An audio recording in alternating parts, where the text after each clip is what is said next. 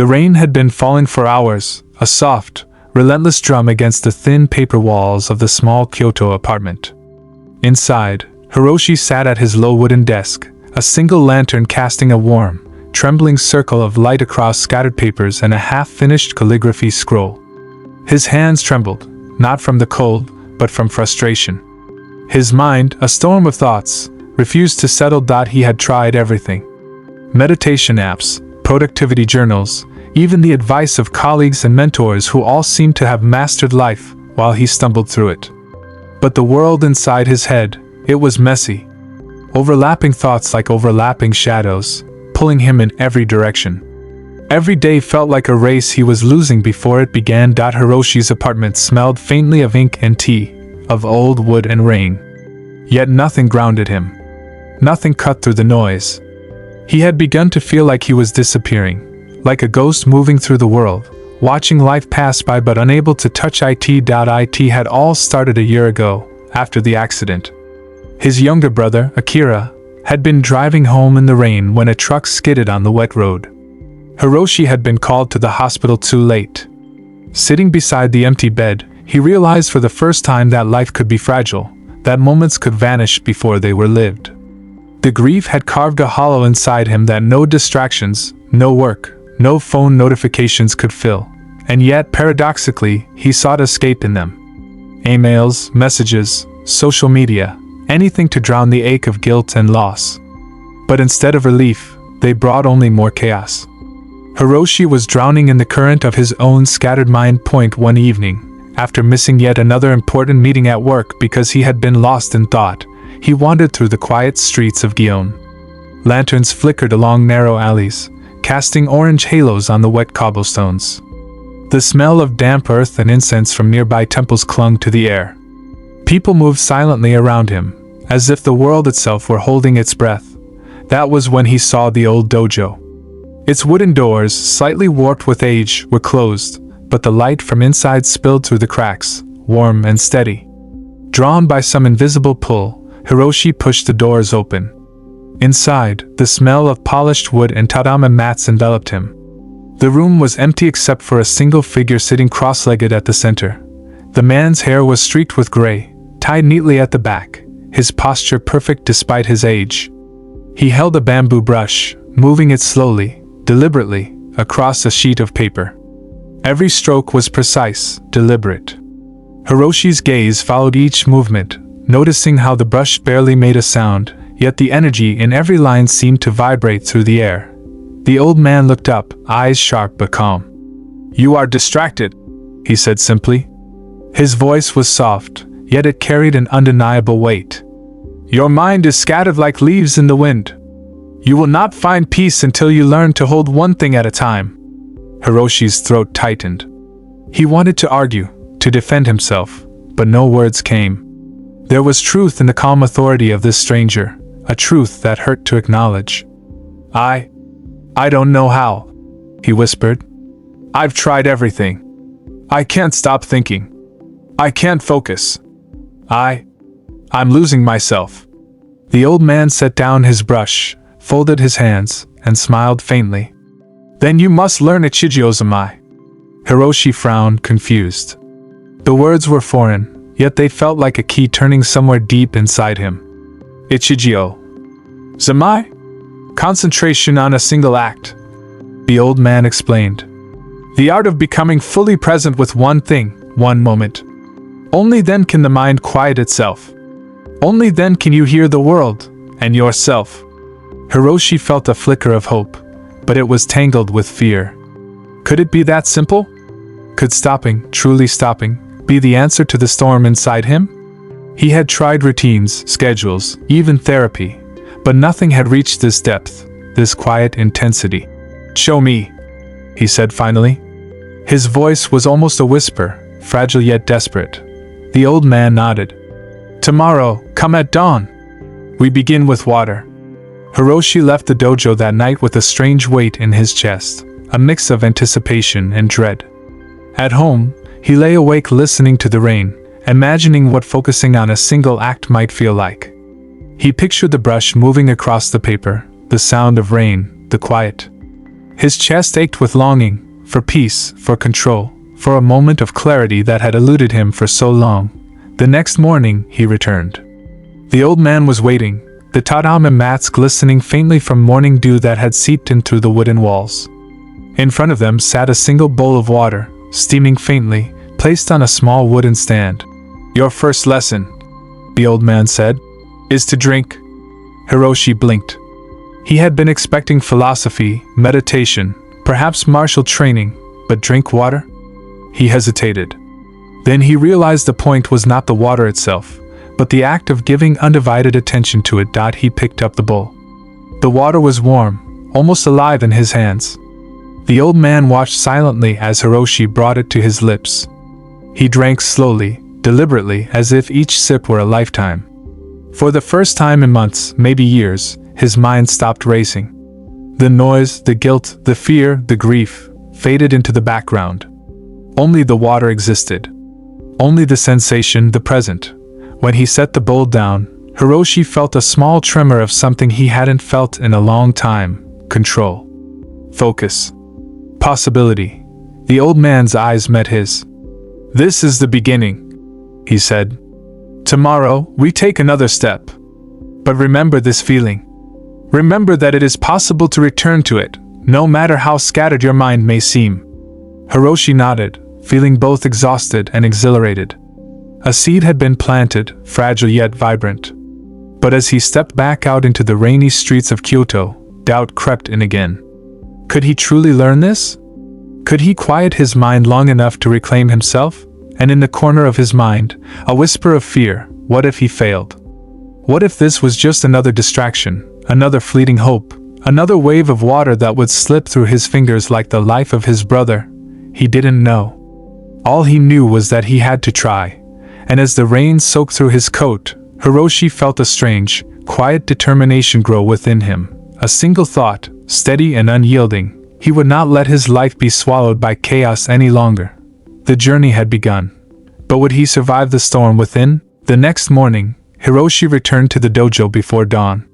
The streets of Kyoto were still soaked, the lanterns flickering weakly through the mist. The smell of wet stone and incense clung to the air, mixing in a way that made him feel both alive and achingly fragile. The city seemed to hold its breath, waiting.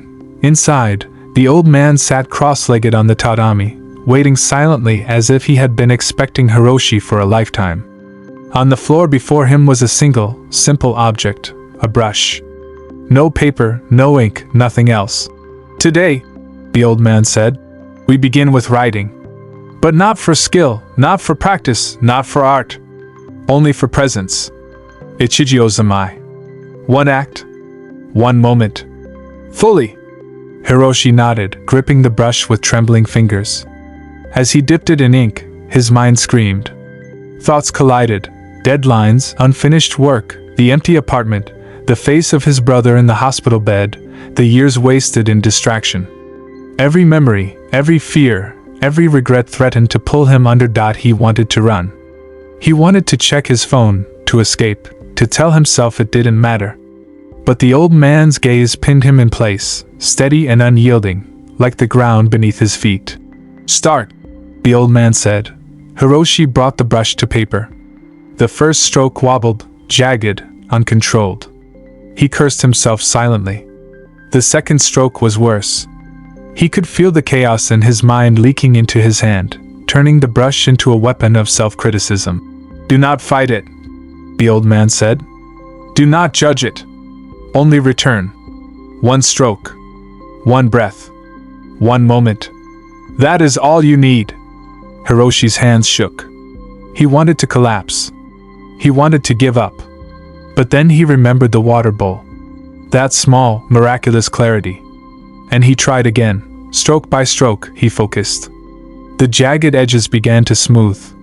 The ink felt alive, like it was breathing beneath his fingers. And with each line, the noise in his mind dimmed, just a little. He noticed the sound of the rain against the roof, the creak of the wooden floor, the faint hum of the lantern. His thoughts still surged, but now they were background music instead of a storm. Hours passed, or maybe minutes. He had no sense of time.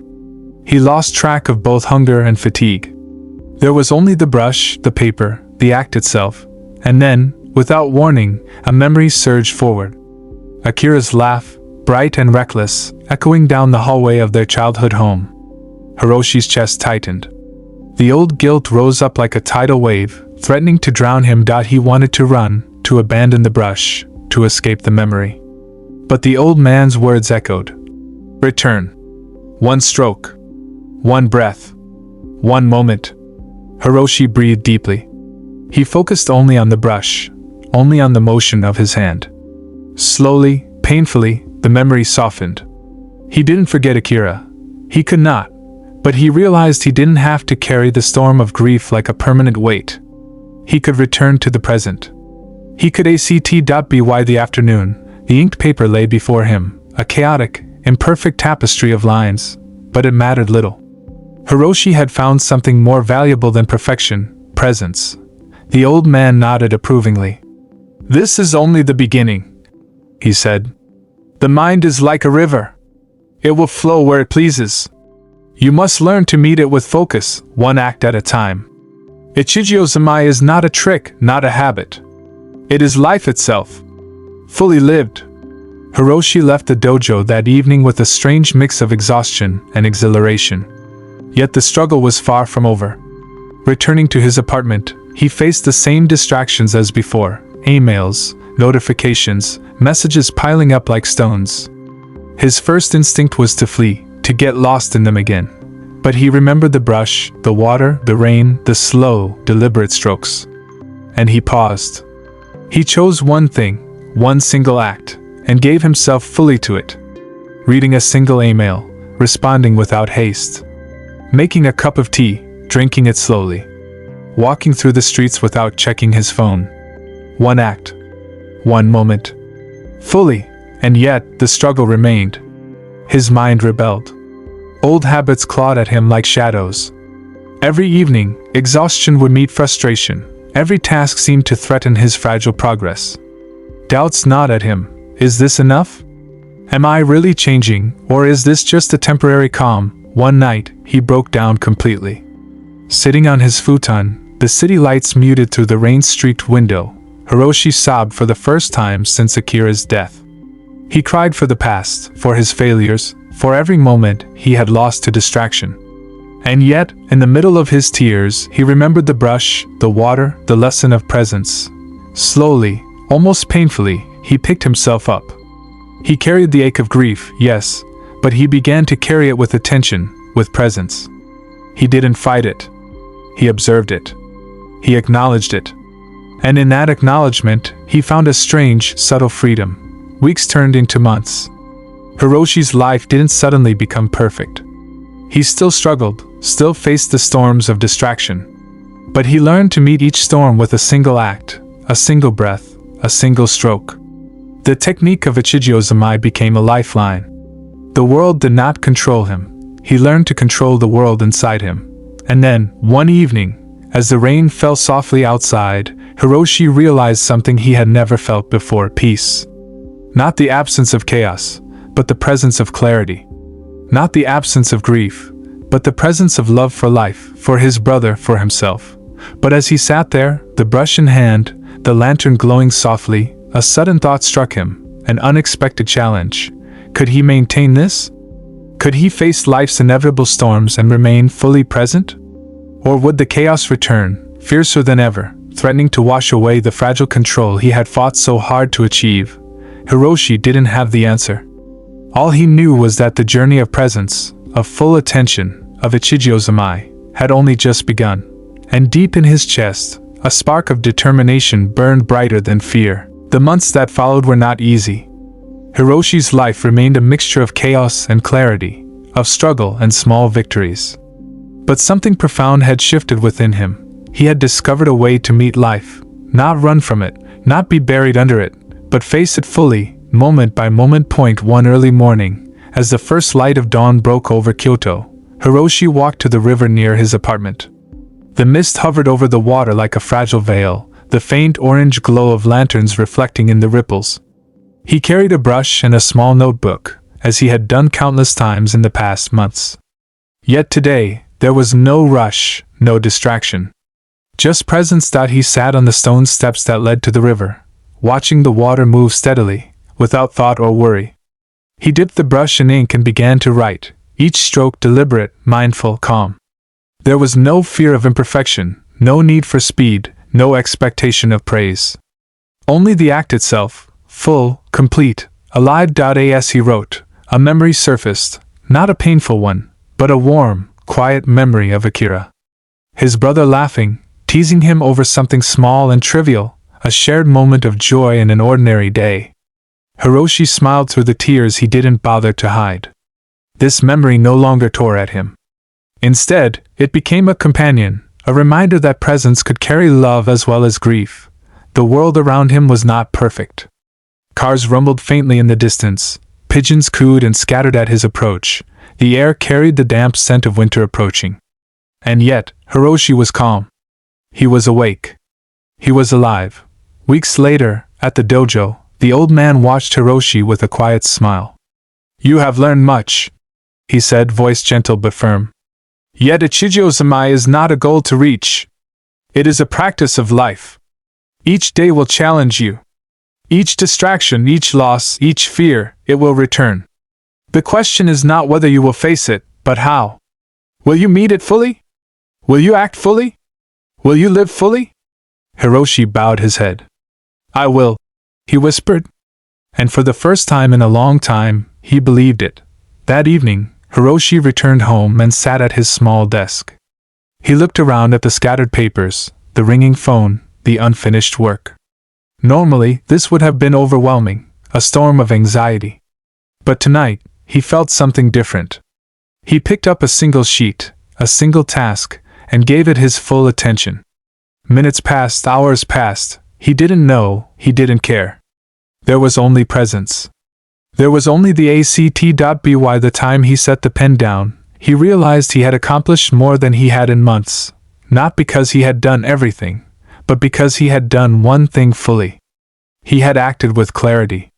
He had lived fully in a single moment. Days turned into weeks, and weeks into months. Hiroshi's life did not become perfect, and it did not need to. Work still demanded, friends still called, the world still intruded. But Hiroshi faced it differently. He faced life not as a man running from distraction, not as a man crushed by grief, but as a man fully present, aware, attentive, alive. One evening, as the lanterns flickered in the streets and the rain began to fall softly, Hiroshi walked to the river again. He paused, closed his eyes, and breathed deeply. He could feel the weight of the past, the loss, the grief. But he could also feel the calm, the focus, the quiet strength that had grown in him. Ichigyo-Zammai was no longer just a technique. It was life itself, the art of living fully, moment by moment, act by act. It was the power to face chaos without being consumed. To honor loss without being paralyzed by it. To embrace the world without surrendering to its noise. Hiroshi opened his eyes and smiled. The rain fell on his face, and for the first time, he welcomed it, not as a disturbance, but as part of the moment. A single act. A single breath. Fully alive. And in that quiet, fleeting perfection, Hiroshi understood the ultimate truth of his journey. Life is not about eliminating distractions, not about controlling the storm, not about escaping pain. It is about returning, again and again, to the present. About living fully in each action, no matter how small. About breathing, observing, acting, loving, and being, fully, unreservedly, here and now. He had lost much, yes. But he had also found something deeper, something unshakable. Presence.